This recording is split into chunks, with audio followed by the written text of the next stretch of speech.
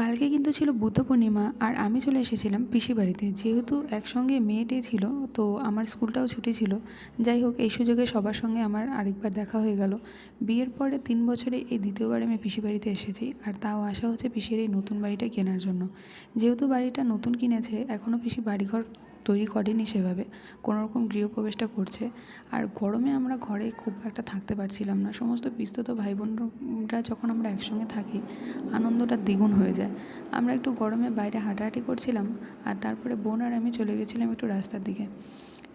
Ice cream খেতে খেতে আমাদের বেশ অনেক গল্প হয়ে গেল। ওর বিবাহিত জীবনে 7 বছর আর আমার 3 বছর, দুই বোনের অনেক গল্প জমা ছিল।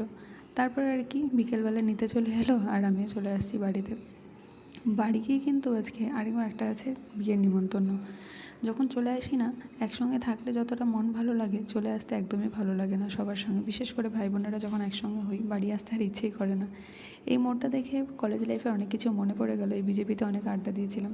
আস্তে আস্তে কিন্তু প্রায় অনেকটা সন্ধ্যা হয়ে গেছিলো, সন্ধ্যা বলতে রাত হয়ে গেছিলো, আর ওয়েদারটা এত সুন্দর ছিল বলার মতন না। আর বাড়ির সামনে এই রেল গেটে দাঁড়াতে না একদমই ভালো লাগে না। মানে আর কিছুক্ষণ গেট না পড়লে আমি এতক্ষণে বাড়ি চলে যেতাম। যাই হোক, বাড়ি এসে আবার রেডি হতে হবে, আছে একটা বিয়েবাড়ি। এদিকে রেডি হয়ে বসে আছি, এত বৃষ্টি, বিয়েবাড়ি আসতে আসতে মানে পুরো কাদার মধ্যে আমাদের বসতে হয়েছিল, জলে ভিজে ভিজে আসা আর যাওয়া। তো যাই হোক, আজকের দিনটা বেশ ভালোই কাটলো।